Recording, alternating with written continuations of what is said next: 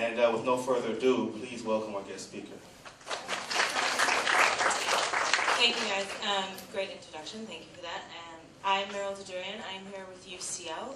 We come out here twice a year, so this is once in September, and we come out again in January with a cohort of universities like King's, Imperial, and SOAS. So you will be seeing us again, hopefully. I do want to get started, just so we have enough time for questions at the end. So how many of you have actually been to London? Just a show of hands, high up in the air. Okay, have any of you actually visited UCL when you were there? That's always... Okay, if you ever do have an opportunity to visit, not just UCL if you're considering applying there, but any university, then please do, because you really do get a good sense and a feel for a place when you're there. And you're going to be spending at least 3, possibly 4 years of your life in this one institution. So you want to make sure that it's the right choice for you. But if you have visited UCL, the first thing that you would see when you walk through the main gates on Gower Street is this iconic image. It's also in our logo on the top right-hand corner. This is called our portico. It's also the home to our main library. And UCL does have 16 specialist libraries on campus, but this is the main portal. It's a very famous building because it was designed by an architect named Christopher Wren, who's a famous London architect. He designed most of London, including St. Paul's Cathedral, so we're quite proud to have that on our campus. UCL does have a long and distinguished international reputation and a very interesting history. It is the oldest institution to be established in London, so it was established in 1826. And back then, in order to get an education, you had to be male, you had to be part of the Church of England, and you also had to be from an affluent family, because your options available were Cambridge and Oxford. So UCL based their ideals of what a university should be by a philosopher named Jeremy Bentham. So Jeremy Bentham, he believed in the greatest good for the greatest amount of people. So UCL was the first university to accept students regardless of their race, their religion, or their class, as well as being the first university to accept women students to equal to men. And that doesn't really sound that amazing now because you're so used to it, but you need to take yourself back to 1826 and think about how pioneering that was for a university to stand aside from what the norm was. We are consistently ranked high in various league tables, so we're currently 4th in the QS World University Rankings. I don't want to place so much emphasis on rankings because it is just an indicator. If you look at many different league tables, you will notice that the same institution will be placed in different levels depending on the league table. And each institution will publish their highest rankings, so that's why we have this one up there, which is actually above Oxford University, so we're quite proud of that. But don't take too much into it. You need to be looking at many other factors when looking at a university and not just its ranking. UCL is a research powerhouse. We are the most highly cited university in the world, so these are a couple different things that you should be looking out for. We have had eminent and groundbreaking research. So the first operation conducted under anesthetic was actually conducted at UCL. The thermionic valve, does anyone know what that is? Those who want to go into engineering might want to learn what that is. It's actually noted to be one of the greatest discoveries of the 20th century as it helped shape the way in which modern electronics is used today. And as we all know, we can't live without modern electronics anymore. And there was a co-discovery of penicillin amongst many other discoveries. For example, we had an academic who discovered how to culture embryonic stem cells, which is a massive breakthrough in medical research. He actually received a Nobel Prize for his discovery while he was teaching second-year students. So that's the kind of caliber of university you're looking at here today. We are known as London's global university for a variety of different reasons. Within each program, so no matter what you want to study, you will actually be taught various different life skills in order to become entrepreneurs and leaders, in order to work in a dynamic international team environment, because we want you to be the future of tomorrow. So you can take those skills with you, whether it's throughout your education or your career or even in your family environment. Bless you. We're also known as London's Global University because we focus our research on what we consider our grand challenges and what is known to be everyone's, so world issues such as sustainable cities or global health. It's okay. And what we do is we work across the board at UCL as well as with various different institutions around the world, societies, institutes, and companies in order to tackle those global issues or world issues. On our website, we have open access to our research. We're one of the first universities to do that. So if you are interested in seeing what we are doing, you can definitely go to our website and get more information. We're a large university, so about 25,000 students, about 2/3 of which are at undergraduate level. But they're never all on campus at exactly the same time, because we would burst at the seams if that happened. But there's 10,000 international students. Last count, it was 488 students from Hong Kong, so quite a good number from Hong Kong. There's 4,000 academic staff and researchers, which is the largest number of professors than any other UK university. And some of you might not understand what that actually means. But in the UK, to become a professor, it's not something that you just study for and then you get your professorship. It is actually something you are nominated for, and you have to have research material within your discipline and be highly renowned within your discipline, because your peers are the ones that nominate you. So to hold a professor title is quite an honor, and UCL has the largest number. We've had 21 Nobel Prize winners in our history. The most recent came from Hong Kong about 3 or 4 years ago. He's known to be the father of fiber optics. Do you guys know who he is? What's his name? Charles Kwan. Yeah, there you go. He went to UCL and he did his PhD there, which is what won him the Nobel Prize. And then we have 150 different countries represented amongst our student body, as well as in our staff. We're a multidisciplinary institution. So what that means is we offer a variety of different subject areas across a spectrum of various different faculties and departments. You will notice on this slide that we have UCL Qatar and UCL Australia. Those are only for postgraduate programs and very specialist PhD degrees. So you can't actually study there for an undergraduate. So if you want a UCL degree at undergraduate level, you have to be in London. But there are a number of benefits to going to an institution that's multidisciplinary. First and foremost is you're going to be able to meet students who are studying on a variety of different subjects. So a tremendous amount of diversity and different backgrounds among students. So how many of you are interested in medicine? Law? Really? 1, 2. Economics? There we go. Psychology? Seems quite popular. Okay. Architecture? Okay. Those are generally the most popular subjects from Hong Kong, but obviously we do offer a tremendous amount more. Some new subjects that are coming on board. Traditionally, I would come up here and I would say to you that we don't offer anything in business, because UCL is a very traditional school. We offer the traditional subjects and we don't have a business school. However, starting in 2014, I'm very happy to announce that we are going to be offering not a business degree, but an MSc, BSc Management Science degree. So we'll focus on various aspects of business, but it's not a pure business degree, so you will need a math component on your IB in order to take that program. But we're very excited to bring that on board. Another new program which started this year is called the Bachelor of Arts and Sciences. This is a brand new degree qualification for the UK, and UCL is the first to pioneer this, so you're now going to have a lot of other universities looking to offer something similar, as they already do.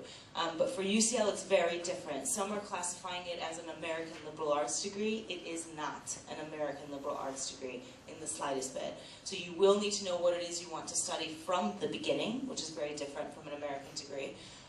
And you either have to pick a science stream or an arts and humanities stream, and it is a combination of both. So that's something to look into if you are interested in that. But another benefit of going to multidisciplinary is we do a lot of cross-collaboration, not just in regards to graduate level, in regards to research, but also at undergraduate level. So a lot of our economists will be working with the lawyers, will be working with the Bartlett School of Architecture in order to tackle a specific research project. So you have that cross-collaboration. If you went to a more specific institution that only focuses in one area, such as engineering or maybe just political science, obviously it's going to be a little bit more narrow, so you won't have that diversity. So bear that in mind. We want you to expand on your learning experience, and by that we mean taking part in various internships or work placements. Now, being located in central London, you have a lot more opportunity available to you at your doorstep, because the majority of the Fortune 500 companies are located in central London. But we also want you to take part in volunteering initiatives. UCL was the first university to open a volunteering unit, and it is the largest unit of its kind in the UK, and our students actively engage in giving back to society, as well as UCL UCL, as a university, always gives back to society. In London, we've helped with establishing schools. We've just opened a UCL Academy, which is a sixth form school, which took their first intake last year. We've helped with the planning and architecture of the city, as well as passing laws in Parliament. So we do hope that you give back and volunteer your time to those less needed. You can take part in a study abroad. We are partnered with about 260 different institutions in the world. 50 of those are ranked in the top 100 universities of the world. So for Hong Kong, it's HKU, HKUST.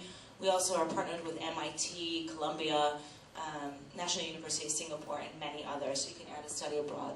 And you'll be able to gain transferable skills. So that's oral and written communication skills, how to analyze and source data, which is obviously going to be useful going forward in your career as well as in your academic life. So for those of you who have been to London, UCL is actually positioned in an area called Bloomsbury. It's quite an affluent, very nice area. So that orange box at the top represents UCL. What is unique about UCL, which you probably wouldn't find at other London universities, is that it is a single campus. So imagine a big university of 25,000 students and it's one campus. A lot of other London-based universities, because space is limited, it's just like being on Hong Kong Island, space is limited, you'll find that they have many different campuses, and so you're going to be segregated. So if you're going to, that's okay. If you're going to study law, you'll be on one side. If you're going to study medicine, you'll be on a different campus. Whereas at UCL, no matter what you're studying, everyone's in that orange box. In between UCL, on the top, you'll have the British Library, which is an excellent resource for you. And below us is the British Museum. All the arrows are landmarks. So here you have Royal Albert Hall, Victoria and Albert Museum, Buckingham Palace is here, Covent Garden, the National Gallery is up there. So the pink boxes denote accommodation. So about 75% of accommodation is actually located in and around UCL. You can walk to UCL. We do have other accommodations scattered throughout London because, as I said, space is limited. We do need the buildings for accommodation, but majority of it is centered around UCL. If you go to the next slide, we have a diverse student body, which I've already talked to you about. We have 150 different countries that are represented, so quite diverse, as well as a diverse staff. So you'll notice that I don't have a British accent because I'm American, but I reside in the UK. And a number of our academics come from all over the world, bringing their expertise from their industry. We have expert teachers and leading researchers, so it wouldn't be surprising that you're sitting in a lecture hall and the book you're reading from was actually written by your academic. So the way in which it works in the UK is you're normally going to be taught in a large lecture hall, probably double the size of this one with 100, 200 students.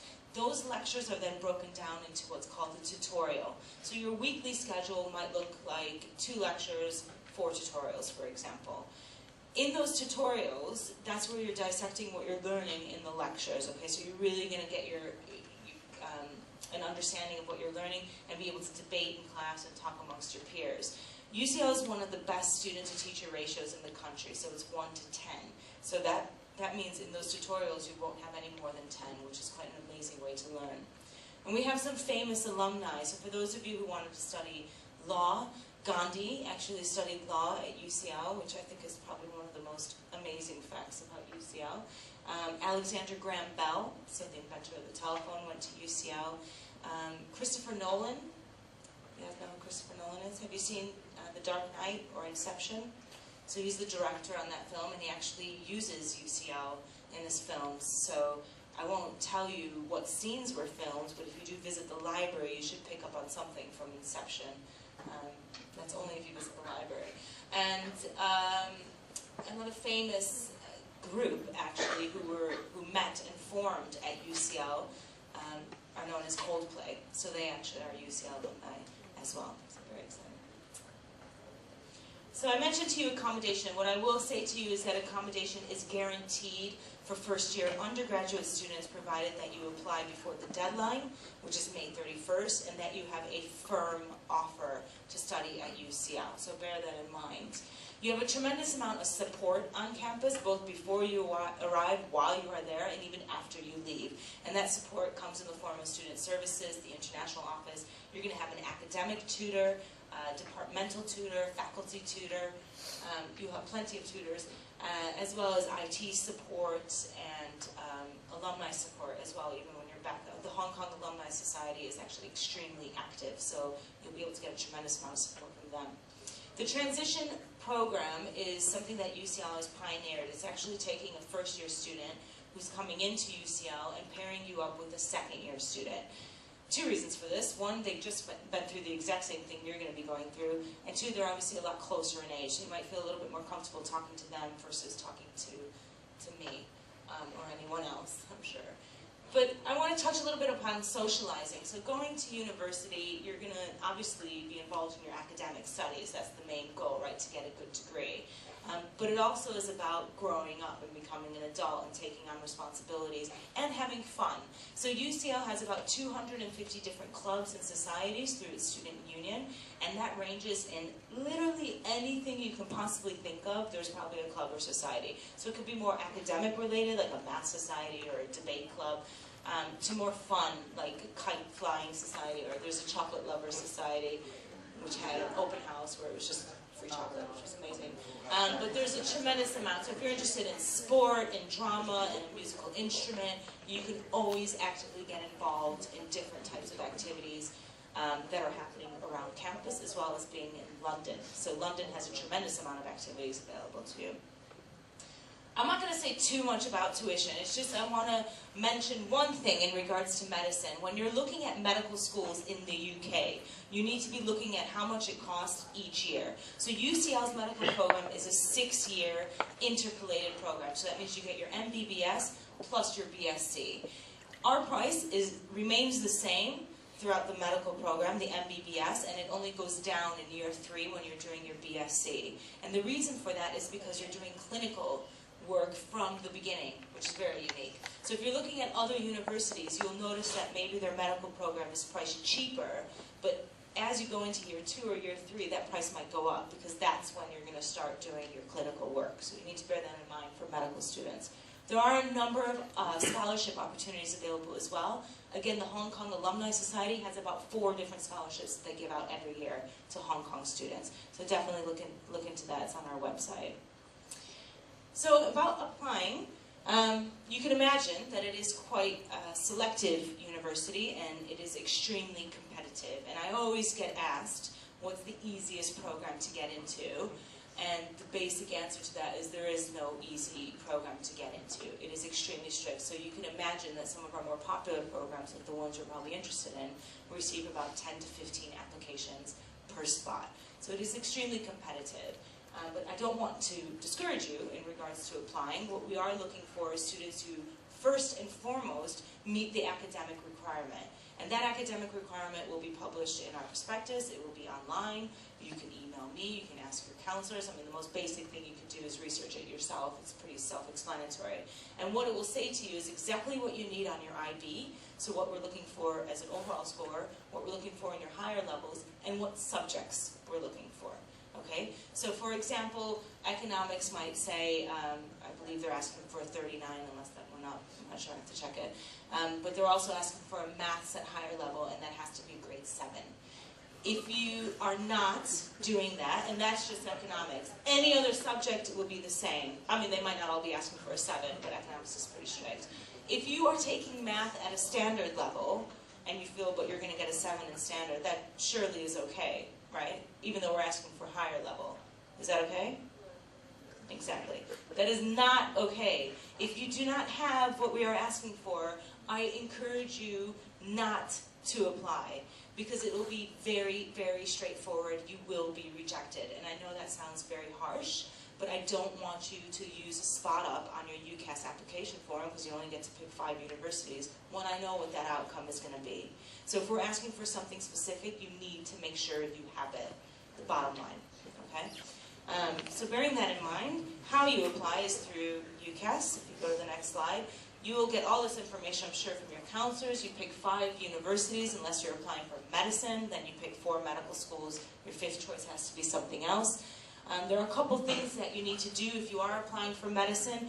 One is that you need to sit the BMAT exam. That's a biomedical admissions test. That's an aptitude test, so we're not testing your knowledge on the subject. It's your ability to learn that subject. You will also need to have practical work experience for medicine. So that's volunteering in a hospital, a care home, anything of that nature. Okay, so that you need to have that. No other program requires you to have the work experience. For law students, you'll have to sit the LMAT exam. Again, this is an aptitude test. It's 2 parts. It's 3 parts, 2 parts multiple choice and 1 part essay. And that essay is going to be on a topic that you're not going to be aware of until you get into the exam. And it's a timed essay. So for law, that's very important. They're looking at your written skill. For art or for architecture students, you will have to submit a portfolio when it is asked to send one in. So you do not submit your portfolio right when you apply. So what happens normally with both art and architecture is you will apply. If they're interested in you as an applicant, they will ask you to submit a project. They will tell you what that project is. You'll have a time frame to do that. You will submit that. If they're then still interested, they'll ask to see your portfolio. For architecture, we have an academic, quite renowned architect named Professor C.J. Lim. He actually comes to Hong Kong in January every year, and he interviews the students, so you can bring your portfolio to him, which is a much better way of doing it than sending your portfolio in and not being able to talk about your work. Okay, so that's an advantage to Hong Kong students. In regards to interviews, the only time an interview is an absolute requirement is medicine. So if you get called for interview, congratulations, because that's an amazing accomplishment for medicine, because more than half get cut before that stage. But if you get called for interview, that interview is conducted in London. You have to be in London for that interview. No other program requires an interview. However, sometimes it will go to interview. So if they're debating, if they're undecided as an admissions tutor, they'll ask to interview you. That interview would be conducted over the phone or through Skype or something of that nature. We do not expect you to fly out to London for that interview. As I said, architecture, they will come here. So that's an advantage. So how do we select our student? Obviously, those students that are applying to us will most likely be meeting the requirements, because otherwise they wouldn't be applying. So the next thing we're going to be looking at is your personal statement. And I cannot stress to you how important the personal statement is, especially when you're looking at top-ranking universities. They will read every single word you write. So you need to make sure that you are demonstrating your knowledge, your understanding, your desire, your motivation, and your enthusiasm for studying that subject. Okay, so that's what it is in the UK. The UK, you become a specialist in one subject area. You need to know what it is you want to study, and you apply for that one subject across the board to 5 universities. So your personal statement is one statement that's being sent out to 5 universities. You do not mention that you want to study in London, because if you're applying to something in Kent or in Warwick, for example, you will be rejected, obviously. So it has to be about the subject. The remaining part of the personal statement should be about you as an individual. We don't know anything about you, what you do in your free time or what your interests are. And that doesn't mean just give me an entire list of everything that you've ever achieved or everything you like to do. It means picking a few different things and expanding on those areas and what you've learned from those experiences. So maybe you play a sport and you've organized an event to raise money to buy new t-shirts for the team or whatever it may be. That demonstrates leadership qualities, that demonstrates time management skills because you're balancing your time with your studies. So that's what you need to be picking out from your extracurricular activities. That actually does bring me to the end of the presentation. I don't know what happened to it, but I will stress to you to go onto our website. You could also like our Facebook page, which has a lot more information, as well as our Twitter. And I think we have just a few questions, if there is any. It's a lot of information. Thanks for your time. Thanks for your time. Thank you very much. All right, you're 13. You have an announcement to make?